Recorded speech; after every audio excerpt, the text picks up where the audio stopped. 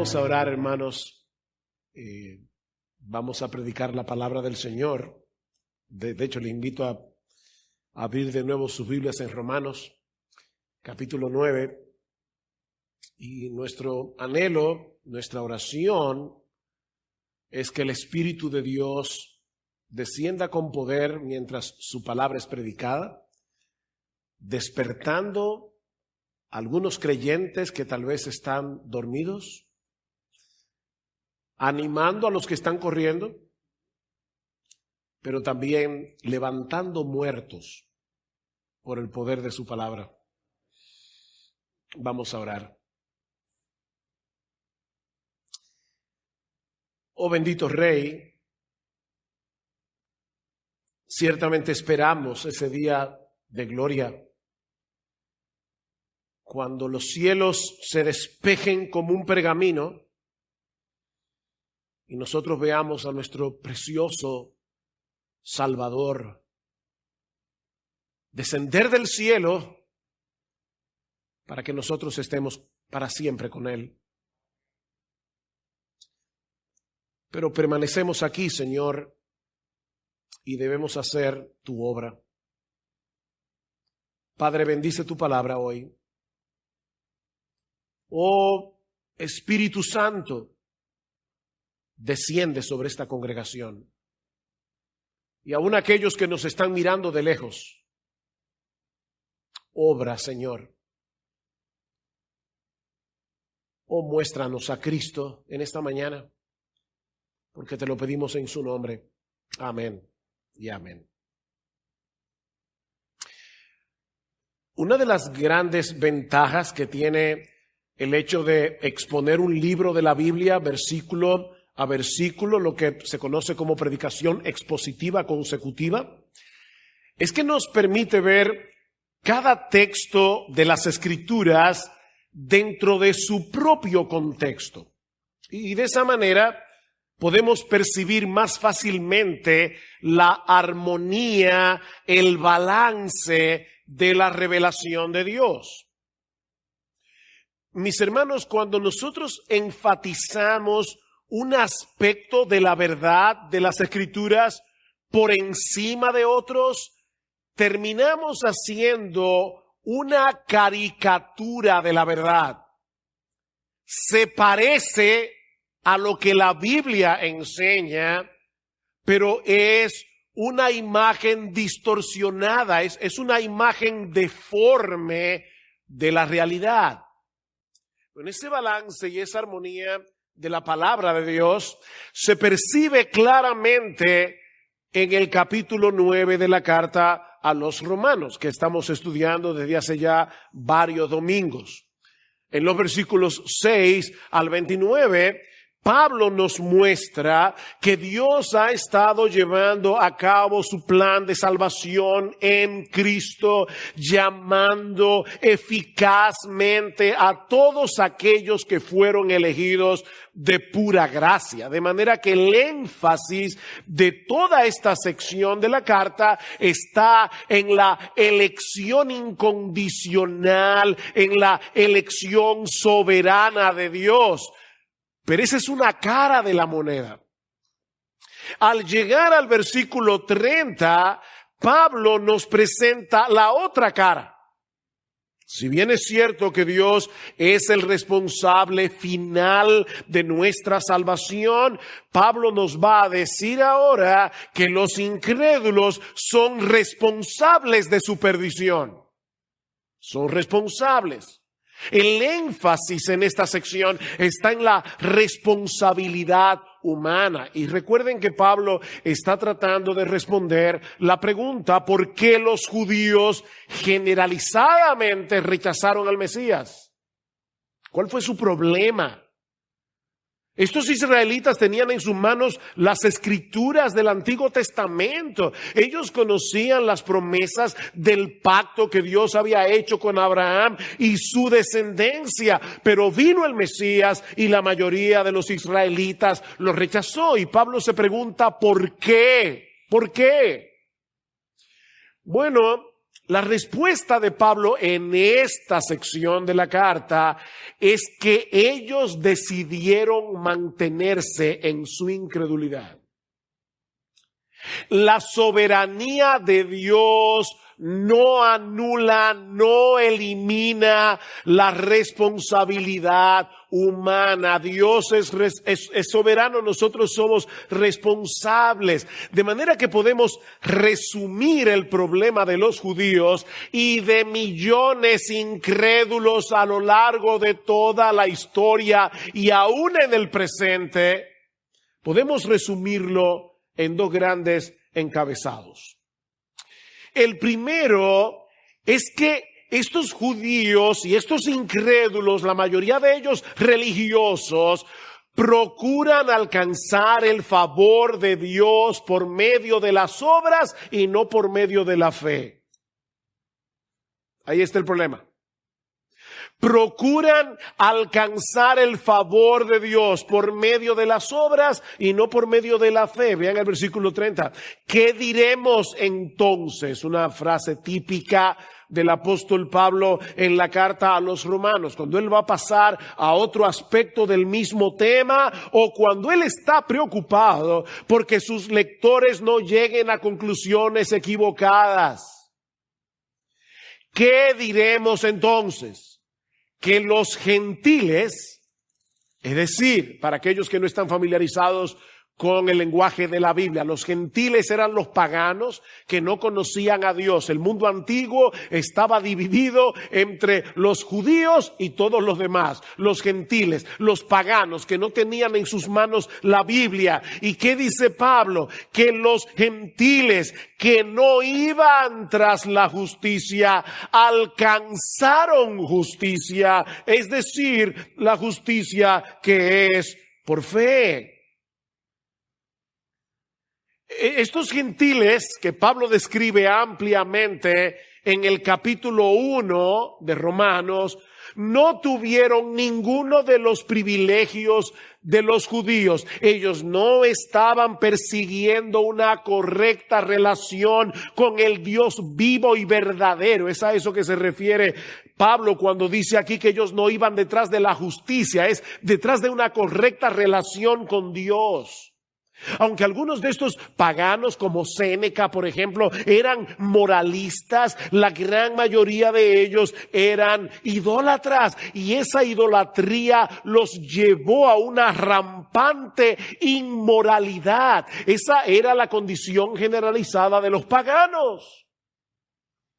Sin embargo, cuando el evangelio de la gracia de Dios en Cristo, el evangelio de la justificación por la fe sola comenzó a penetrar en el mundo greco-romano, la cantidad de gentiles que abrazaron el evangelio fue muchísimo mayor que la de los judíos. Ellos vinieron a ser una ilustración viviente de la enseñanza de Pablo en Romanos 9:16, que la salvación no depende del que quiere ni del que corre, sino de Dios que tiene misericordia. Porque estos gentiles no estaban persiguiendo con afán tener una relación correcta con Dios, pero eso fue lo que obtuvieron por medio de la fe, dice Pablo. Ellos creyeron en Cristo. Mis hermanos, la elección incondicional no elimina nuestra responsabilidad de creer. Por eso es que en la clase de escuela dominical del domingo pasado decíamos, la elección es incondicional, no la salvación. La salvación está condicionada a que tú creas y te arrepientas. La elección es incondicional, pero tú tienes que creer y arrepentirte. Esa es tu responsabilidad. Mis hermanos, aunque la fe es un don de Dios, somos tú y yo los que creemos. Y al hacerlo recibimos como un regalo la justicia de Dios en Cristo. Déjeme ponerlo de esta manera. Para poder estar en la presencia de Dios hay que ser tan justos como Él. No se puede tener una justicia un poquito menor. Hay que ser tan justos como Dios. Pero ningún ser humano puede llenar ese estándar. Recuerden Romanos 3:10, no hay justo ni aún uno. Así que la única solución es recibir esa justicia de Dios como un regalo al poner toda nuestra confianza en el único justo de la historia, nuestro bendito Señor y Salvador Jesucristo. Él es el único justo. Así que es por medio de la fe y solo por medio de la fe. Romanos 1:17, porque en el Evangelio la justicia de Dios se revela por fe y para fe, como está escrito, mas el justo por la fe vivirá. Romanos capítulo 3, versículo 21, pero ahora, aparte de la ley, la justicia de Dios ha sido manifestada, atestiguada por la ley y los profetas. Este mensaje no era nuevo, es el mismo del Antiguo Testamento. Es decir, la justicia de Dios por medio de la fe en Jesucristo para todos los que creen, sean judíos, sean gentiles, todos los que creen. Romanos capítulo 5, versículo 1, por tanto, habiendo sido justificados por la fe, tenemos paz para con Dios por medio de nuestro Señor Jesucristo. Mis hermanos amados, amigos que están aquí en esta mañana o que nos están viendo por la internet, nunca fue la intención de Dios salvar a los hombres a través de la obediencia a la ley. Entonces, ¿para qué sirve la ley? Bueno, primariamente para mostrarnos que no podemos cumplirla. No es el único propósito de la ley, pero la ley es como un espejo que nos hace ver cómo estamos realmente. La ley nos muestra la necesidad que tenemos de un Salvador que haga por nosotros lo que ni tú ni yo podemos hacer. Pero, lamentablemente, vino el Salvador al que la ley apuntaba y los judíos lo rechazaron. ¿Cuál fue el problema? Que en vez de ir detrás del Salvador anunciado por la ley, se fueron detrás de la ley. Vean el versículo 31. Dice Pablo, Romanos 9:31, pero Israel, que iba tras una ley de justicia, no alcanzó esa ley. Ellos no iban detrás del Salvador al que apuntaba la ley. Ellos se fueron detrás de la ley. Los judíos tergiversaron las cosas, haciendo de la ley un medio de salvación, y por supuesto se quedaron muy cortos de llegar a la meta, no alcanzaron el estándar de la ley. Ellos decidieron llegar a Dios por un camino intransitable para seres humanos imperfectos y pecadores como tú y como yo. Versículo 32. ¿Por qué, dice Pablo, no alcanzaron la ley? Porque no iban tras ella por fe, sino como por obras. No iban tras ella por fe. Y la frase clave aquí es como por obras, como si fuera por obras. Ellos se fueron detrás de la ley como si fuera posible para el hombre obedecer el estándar de justicia que requiere la ley, pero eso no es posible. Eso fue lo que hizo necesario que el Hijo de Dios se hiciera hombre y muriera en una cruz. Que no podemos salvarnos por nosotros mismos. Pablo dice en Gálatas capítulo 2, versículo 21, que si la justicia viene por medio de la ley, entonces Cristo murió en vano. Si había otra forma de salvarse, ¿por qué Dios envió a su Hijo? ¿Por qué? No se puede alcanzar la justicia guardando la ley. El problema es que ese mensaje aplasta el orgullo humano. Ahí está todo el problema. El Evangelio destruye nuestra justicia propia. Nos deja sin argumentos para jactarnos de nosotros mismos. No, yo no quiero ese evangelio. ¿Por qué no tengo de qué jactarme? Recuerda lo que dice Pablo en Romanos capítulo 3, versículo 27. ¿Dónde está pues la jactancia?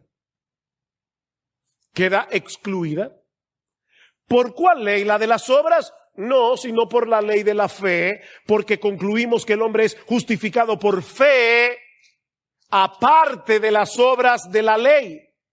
Aparte de las obras de la ley. Lo que Pablo está diciendo es, mira, tenemos dos opciones, o nos jactamos en nosotros mismos o nos jactamos en Jesús. Pero no se puede hacer las dos cosas al mismo tiempo. Y la gran mayoría de los judíos, como la gran mayoría de los incrédulos, en el día de hoy decidieron seguir jactándose en ellos mismos. Versículo 32. Tropezaron, mitad del versículo, en la piedra de tropiezo, tal como está escrito: he aquí pongo en Sión una piedra de tropiezo y roca de escándalo, y el que crea en él no será avergonzado. Pablo está citando aquí dos pasajes que se encuentran en el libro de Isaías. Isaías capítulo 8, versículo 14, Isaías capítulo 28, versículo 16. Y si tú conectas estos dos textos, verás que su mensaje básico es este.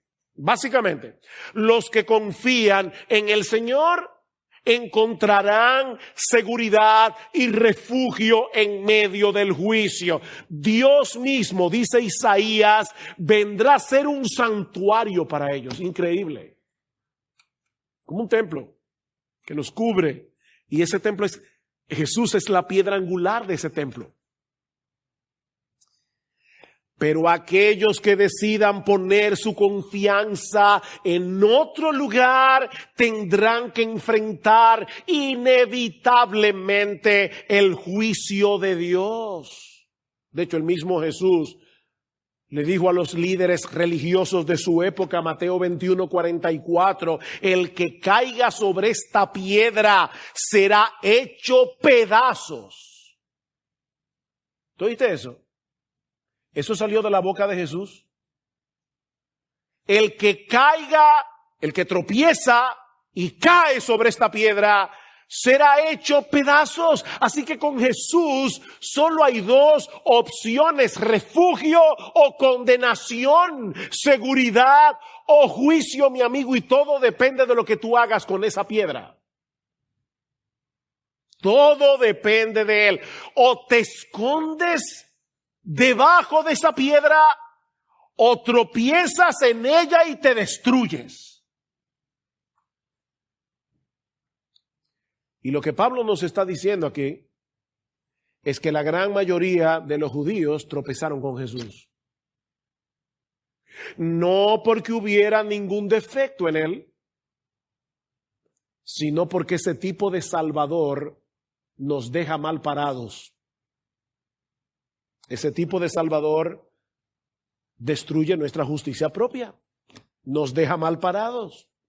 Mira, mi hermano, si predicamos, como se predica en muchos púlpitos en el día de hoy, que Cristo vino a darnos un ejemplo de amor sacrificial que debemos imitar para ser salvos, puede que muchos te oigan de buena gana. Ese mensaje es atractivo.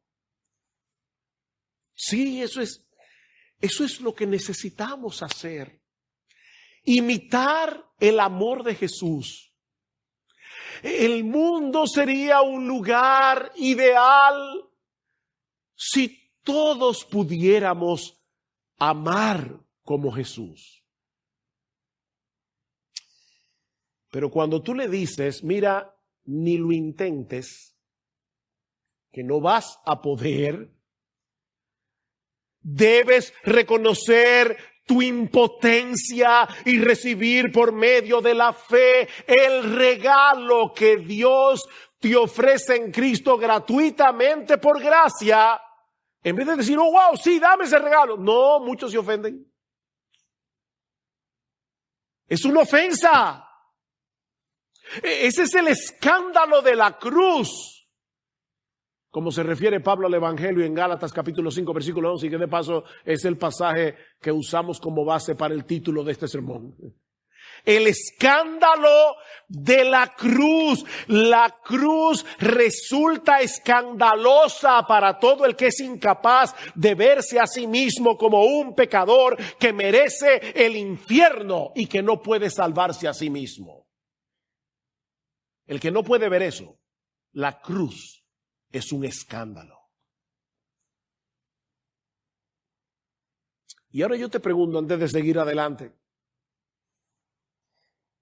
¿qué es Cristo para ti? ¿Una piedra de refugio o una piedra de tropiezo? Porque mira, mi amigo, eso va a decidir tu destino en el día del juicio. El que no está conmigo está contra mí, dice el Señor en Mateo 12:30. La neutralidad es imposible con Jesús. Hay personas que dicen, no, yo no estoy en contra de Cristo, simplemente Él me es indiferente. Eso es enemistad contra Él. Eso es un desprecio a Jesús. Eso es pisotear a Jesús. Con Él la neutralidad no es posible. Y mi amigo, estar en contra del Rey de Reyes, del Señor de los Señores, es una locura. Es una locura. Mi amigo, escóndete en esa roca, escóndete, refúgiate.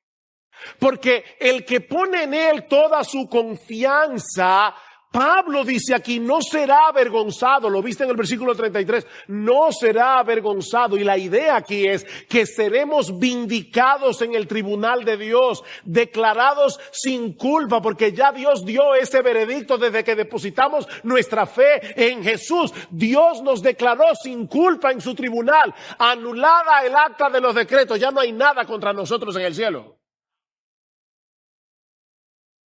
Qué gozo, ¿verdad? ¿Podemos morirnos tranquilos? Alguien decía, procura que el día que te toque morir, solo te haga falta morirte.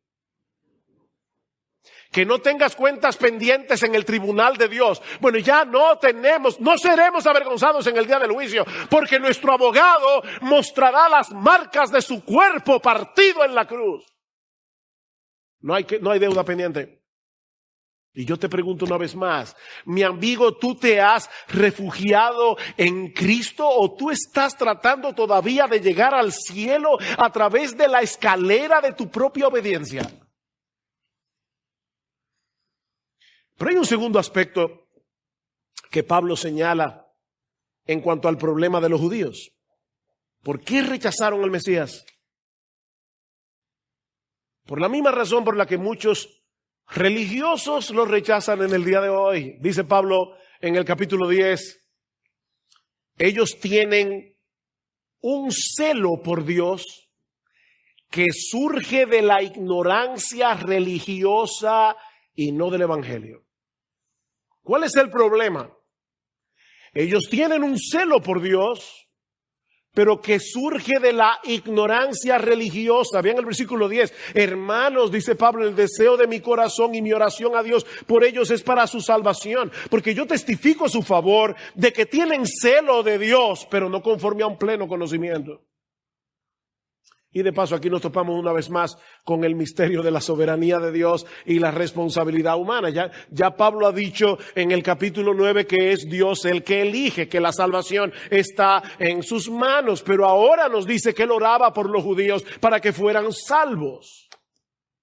Este texto es similar al que vimos hace unas semanas cuando estudiamos Romanos capítulo 9, los versículos 1 al 5, donde Pablo menciona el profundo dolor que había en su corazón al ver a sus parientes según la carne separados de Cristo y bajo condenación. Mis hermanos, esto no era un mero problema intelectual para Pablo. Era muy doloroso para él. ver a sus hermanos de raza rechazar el evangelio a pesar de todos los privilegios espirituales que ellos habían tenido como la nación escogida de Dios. Pero en vez de escudarse en la soberanía divina para no hacer nada, bueno, ya Dios es que se encarga de eso, la salvación está en sus manos. No, Pablo oraba por ellos y a la más mínima oportunidad les predicaba el evangelio. Pablo creía que la salvación de los pecadores está en las manos de Dios, por eso le oraba a Dios. Si la salvación estuviera en las manos del hombre, no tiene caso pedirle a Dios que lo salve, porque ya no depende de Dios. Aquí está el balance de las Escrituras. El medio escogido por Dios para salvar a los escogidos, valga la redundancia, es la oración y el evangelismo. Debemos orar y debemos evangelizar. Pablo decía, por tanto, todo lo soporto por amor a los escogidos, para que también ellos obtengan la salvación que está en Cristo Jesús y con ella gloria eterna. Yo todo lo soporto. Yo quiero que los escogidos se salven y no se van a salvar sin el evangelio. Dios ha prometido usar el poder del evangelio para salvar a gente, millones de toda tribu, pueblo, lengua y nación. Y de paso, este es uno de los textos que demuestran, mis amados hermanos, sin lugar a dudas, que no hay salvación fuera de Cristo. No la hay. Estos judíos eran religiosos.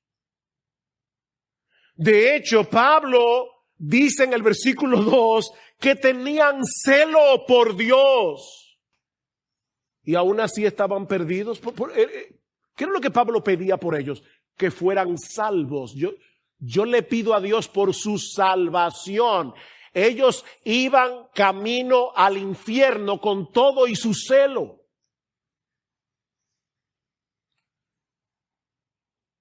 Y Pablo lo sabía de primera mano. Porque si hubo un judío fervoroso en el primer siglo, fue Saulo de Tarso. Escuchen lo que él dice de sí mismo cuando Pablo tuvo que presentarse delante del rey Agripa. En Hechos 26, mis hermanos, este testimonio es espeluznante.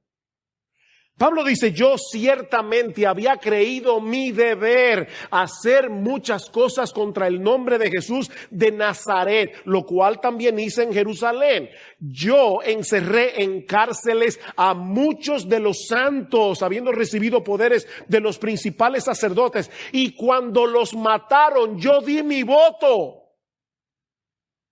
¿Qué hacemos, Pablo? Mátalo. Ese era Pablo. Y muchas veces castigándolos en todas las sinagogas los forcé a blasfemar. Pablo tomaba a estos cristianos y le decía a los carceleros, golpéenlo hasta que maldigan a Jesús. ¿Ese era Pablo? Y enfurecido sobremaneras contra ellos. Enfurecido sobremanera contra ellos, los perseguía hasta en las ciudades extranjeras. Eso es fervor religioso. Este era un hombre fervoroso. En Gálatas 1 dice, yo aventajaba a la mayoría de mis contemporáneos. Y Pablo no lo decía con orgullo.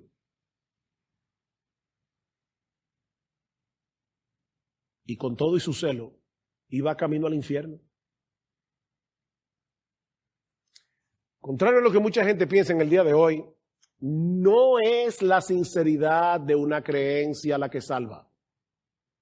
Tú puedes tomarte un veneno creyendo sinceramente que es jugo de naranja y te vas a morir envenenado.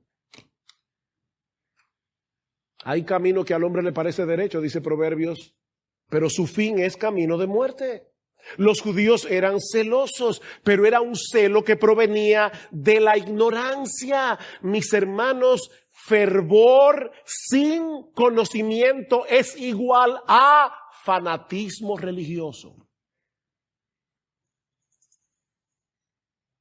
Y lamentablemente debemos reconocer que hay mucho de ese fanatismo, de ese fervor fanático dentro de iglesias que se identifican como evangélicas. Es el tipo de fervor que surge de la idea equivocada y es algo que está como muy sutil en nuestro corazón. La idea equivocada de que debemos tratar de ganarnos el favor de Dios a través del activismo religioso o a través de nuestro desempeño, en vez de aceptar por fe lo que ya Cristo compró para nosotros en la cruz del Calvario a precio de su bendita sangre. Y eso puede ser muy engañoso. Porque la persona se ve a sí misma haciendo un esfuerzo enorme por obedecer a Dios. No, lo que pasa es que tú eres frío. Yo sí estoy en esto. Es difícil. Es una persona fervorosa en su obediencia. Pero solo porque piensa erróneamente que de eso depende el favor de Dios. Tengo que leer mi Biblia, tengo que orar, tengo que predicarle el evangelio a los perdidos, a los que no conocen al Señor. Sí, los creyentes deben hacer todo eso y mucho más. Todo eso y mucho más. Pero no para ganarnos el favor de Dios, sino porque ya fuimos favorecidos por Él gratuitamente por gracia, por medio de la fe en Jesucristo. Ya fuimos favorecidos. Todo fervor que nos surge de un correcto entendimiento del evangelio es una trampa mortal porque nos lleva de la mano, nos lleva de vuelta a la jactancia y a alejarnos de Jesús. Versículo 3. Pues, aquí está el problema, desconociendo, ellos tienen celo de Dios, pero como no es conforme a un pleno conocimiento, ellos desconociendo la justicia de Dios y procurando establecer la suya propia, no se sometieron a la justicia de Dios. ¿Se dieron cuenta que todos los verbos que Pablo usa aquí apuntan hacia la responsabilidad humana? ¿Por qué se perdieron? Desconocieron, procuraron establecer, no se sometieron. ¿Quiénes? Ellos. Ellos decidieron desconocer la justicia de Dios. En otras palabras, ellos no quisieron aceptar el regalo de la justicia que Dios nos ofrece en Cristo. ¿Por qué? Porque eso era muy humillante. Trataron de establecer la suya propia, ¿ven? No queremos la salvación como un regalo. Yo no soy ningún mendigo. Por eso alguien decía que Israel permanecía en ignorancia, no porque la información no estuviera disponible, sino porque les convenía permanecer ignorantes. ¿Tú has visto esa persona que no saben ni quieren saber?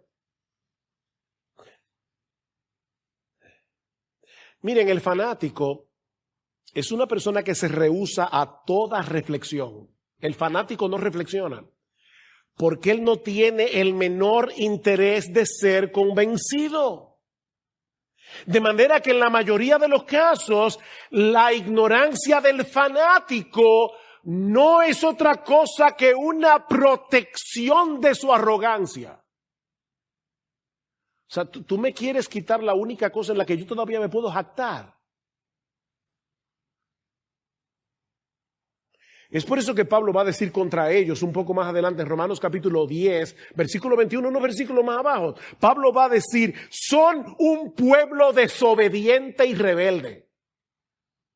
O sea, Pablo no está adorando la píldora aquí. Pablo amaba a sus hermanos, pero todo médico sabe que el peor error que puede cometer con un paciente es dorarle la píldora.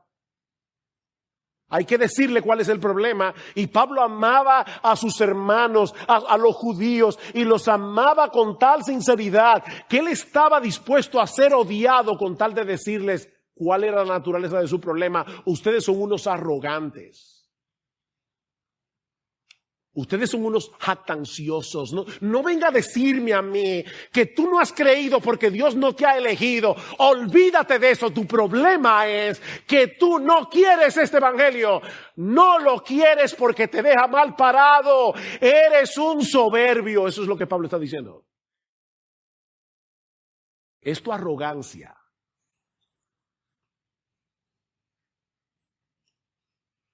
Es una ignorancia culpable.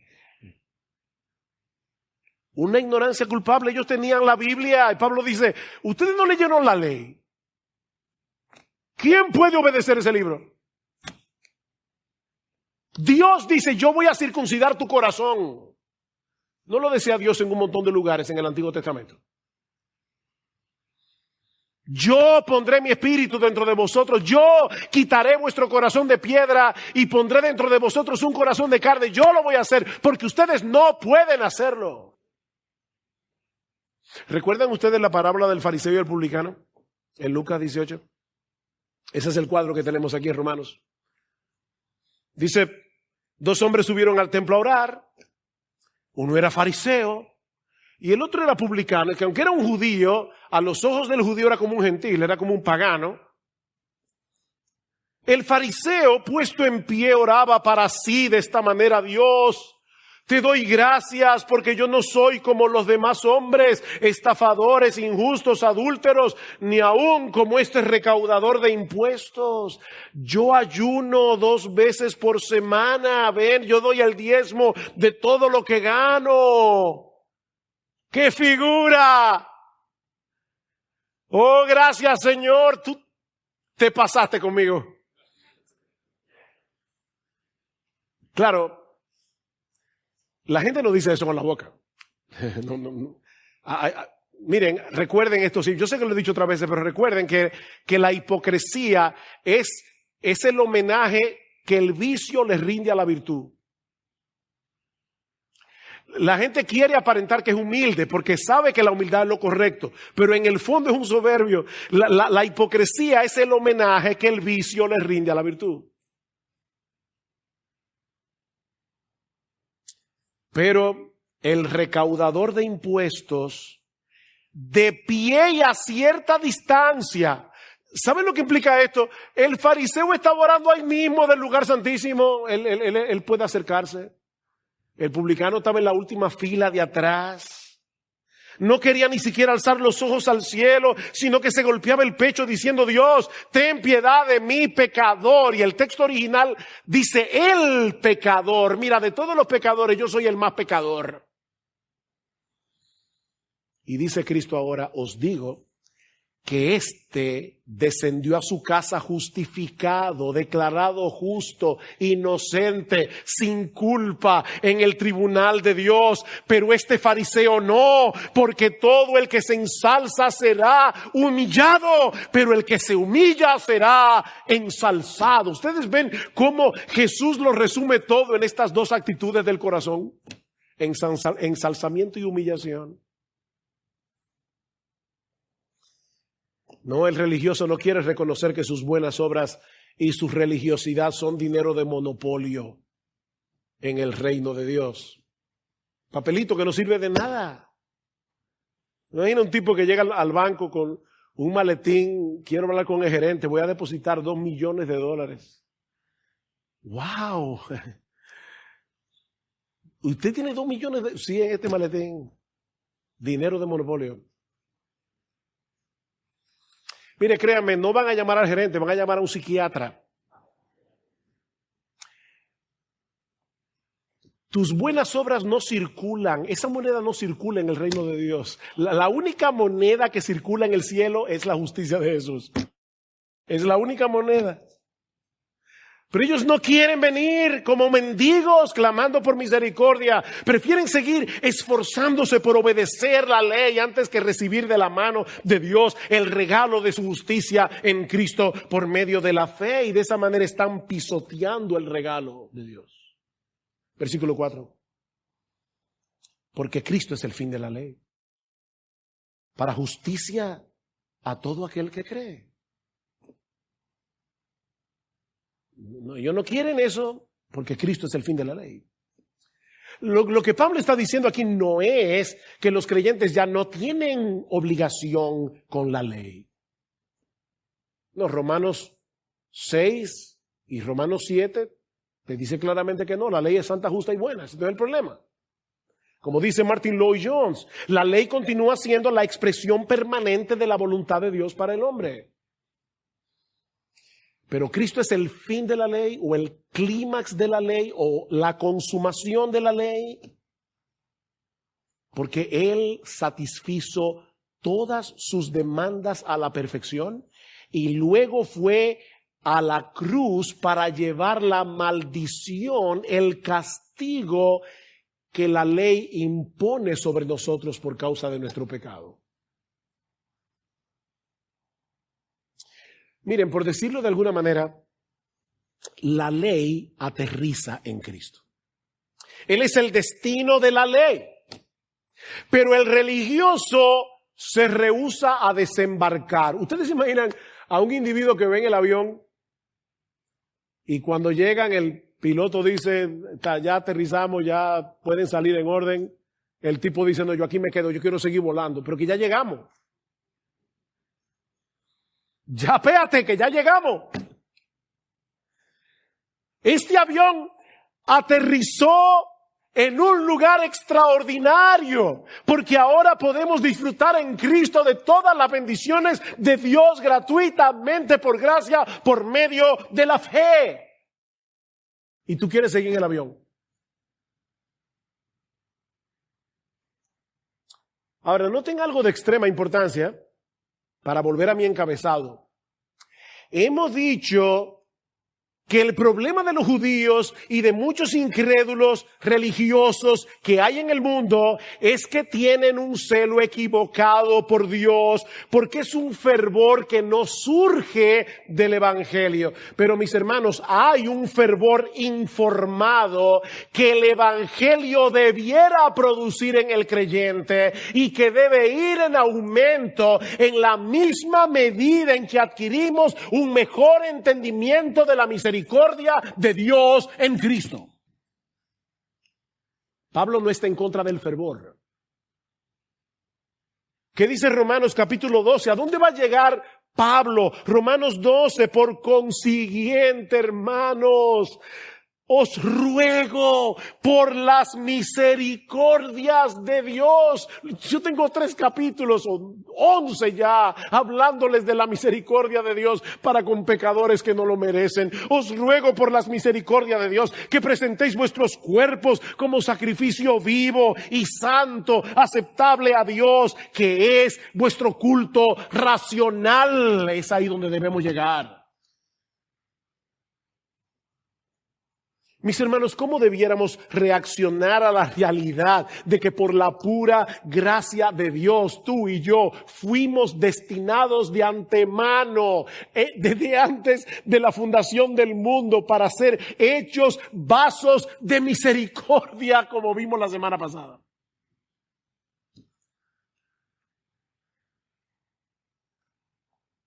Ustedes admiten a esa gente que pueden escuchar la pieza más increíble de música, pueden ver el paisaje más hermoso y no se inmutan. Hay creyentes que parecen estar observando, oyendo la música del evangelio, viendo la hermosura de Jesucristo desplegada en el evangelio, pero parece que no se inmutan.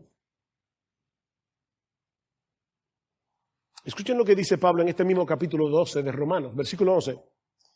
No seáis perezosos en lo que requiere diligencia, fervientes en espíritu, sirviendo al Señor.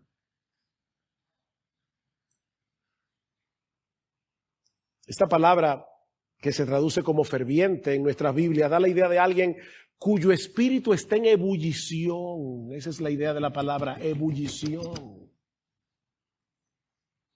Es lo contrario a la apatía, a la indiferencia, a una vida cristiana que se vive en automático. Yo creo que hay muchos creyentes que están viviendo su vida cristiana en automático. Están haciendo las mismas cosas que antes. pero han perdido su primer amor. Y Cristo les dice como a los efesios, arrepiéntanse y hagan las primeras obras. Vuelvan.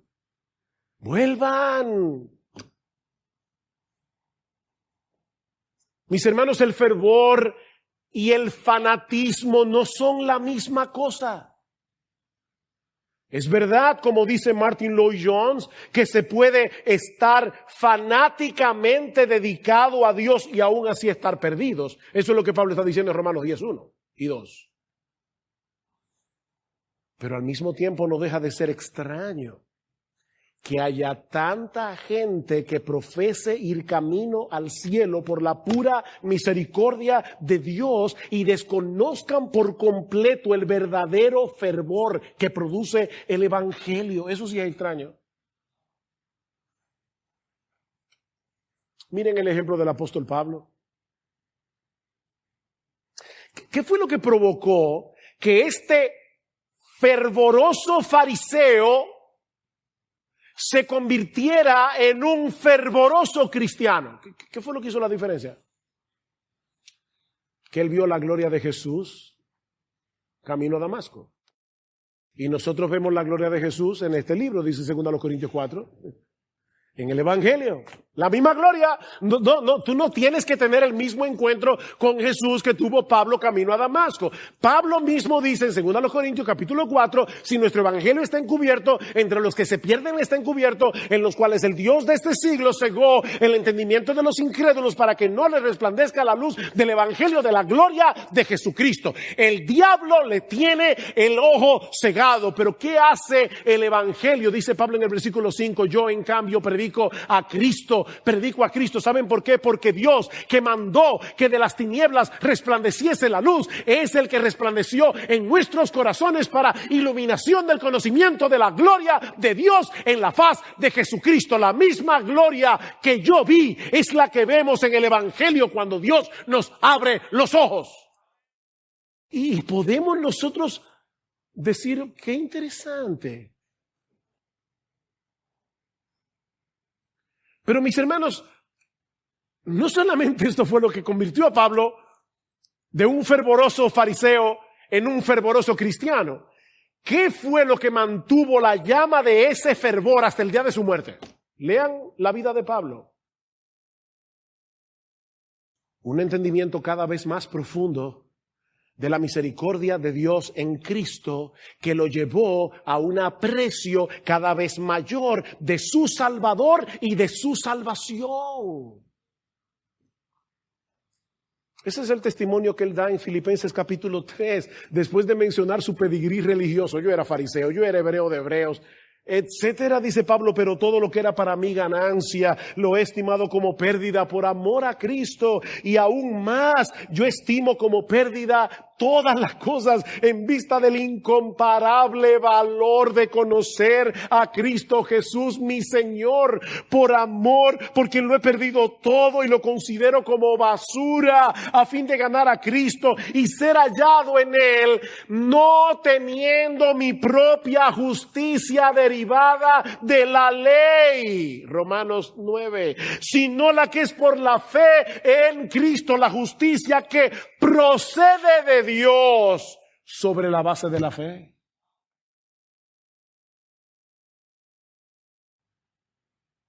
Pablo no solo fue fervoroso cuando se convirtió, él mantuvo ese fervor década tras década, tras década, tras década, porque el evangelio nunca dejó de ser para él una noticia sorprendente.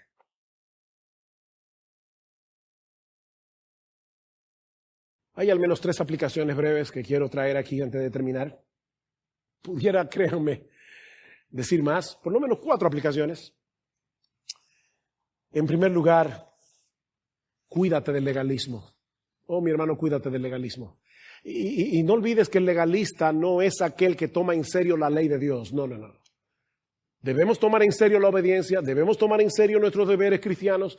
El legalista es aquel que hace todo eso para ganarse algo que ya Cristo compró. Cuídate del legalismo, mi hermano, cuídate del legalismo. Alguien decía, autor del siglo XVII, este problema no es nuevo, el poeta inglés Richard Lovelace, él decía todos, si lo dije mal, yo sé que hay mucha gente que son puristas del lenguaje, todos gravitamos de manera automática hacia la suposición de que somos justificados por nuestro nivel de santificación. De manera que comenzamos cada día haciendo que nuestra seguridad personal no descanse en el amor de Dios ni en el sacrificio de Cristo, sino en cómo nos sentimos en el momento o en nuestros logros recientes. Y como estos argumentos nunca quietan la conciencia humana, somos movidos inevitablemente a crear una justicia propia que limpie nuestro historial y así lograr sentirnos en paz. Ayer no fue un buen día, hoy tengo que hacer mejores obras. ¿Tú quieres limpiar el historial? Arrepiéntete. Confía en la promesa de que la sangre de Cristo nos limpia de todo pecado. Levántate y sigue corriendo la carrera con los ojos puestos en Jesús, no en tus propios logros. Cuídate del legalismo, mi hermano, porque es fatal para la vida cristiana y produce un tipo de fervor que alimenta el orgullo y nos aleja de Jesús.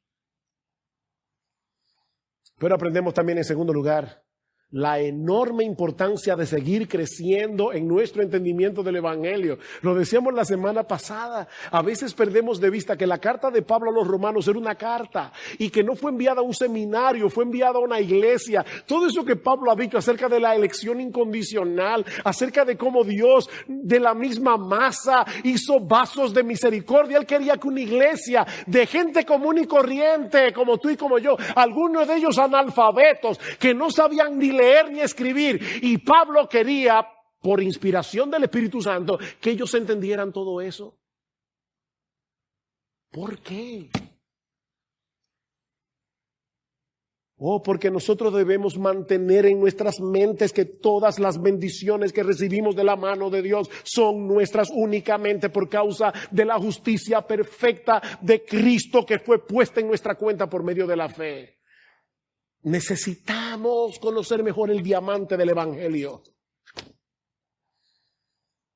Eso es lo que nos permite decir, como Pablo, que preferimos dar por perdidas todas las cosas en vista del incomparable valor de conocer a Cristo Jesús, mi Señor.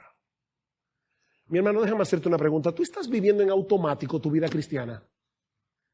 No te lo permitas. No te lo permitas. Hay momentos en que nosotros nos damos cuenta que estamos viviendo por inercia. A mí me ha pasado, más de lo que yo quisiera recordar. Pero si Dios te ha dado luz en esta mañana y dices, espera, estoy viviendo en automático. Despierta. Despierta, vuelve a recordar quién eras tú, vuelve a recordar lo que Dios ha hecho por ti en Cristo, vuelve a recordar las glorias de Jesús. Despierta, mi hermano, no te permitas la mediocridad espiritual. Hasta que tú puedas decir, pídele a Dios en oración. Pídele a Dios en oración, ayúdame a entender esto, Señor, hasta que tú puedas decir como el salmista, cuán preciosa, oh Dios, es tu misericordia. Por eso los hijos de los hombres se refugian a la sombra de tus alas, se sacian de la abundancia de tu casa y les das a beber del río de tus delicias. Porque en ti está la fuente de la vida. En tu luz vemos la luz. Decía Lewis que la luz del sol no solo es lo que nos permite ver la luz, sino ver todo lo demás a través de esa luz. Es a través del conocimiento de Dios que nosotros podemos ver e interpretar la realidad tal cual la realidad es. En tu luz vemos la luz. En cuarto lugar, rápidamente, mi hermano, ora y evangeliza, vive conforme a lo que Dios ha revelado y no queriendo entender y conocer lo que Él no ha revelado. Yo no sé quiénes son escogidos. Yo no sé quiénes son. Ora por tus familiares incrédulos. Ora por tus amigos. Ora, porque de alguna forma misteriosa que ni tú ni yo podemos entender, Dios ha decidido obrar por medio de la oración y predica el Evangelio. Porque el Evangelio es poder de Dios para salvación. Y finalmente, si tú estás aquí sin Cristo, yo quiero volver a reiterarte lo que decíamos hace un momento. No hay término medio con Jesús. O te refugias en esa piedra, o terminarás aplastado por el peso de la justicia de Dios contra tu pecado. Oh, ven y refúgiate en Cristo, mi amigo. Acógete hoy a la misericordia de Dios. Sí, ven como un mendigo que no tiene nada que ofrecer excepto una mano desnuda, diciendo, Señor, límpiame de mi pecado, perdóname, Señor, acéptame en Cristo, porque yo no tengo méritos por los cuales tú me puedas aceptar. Acéptame en Jesús. Oh, que Dios bendiga su palabra.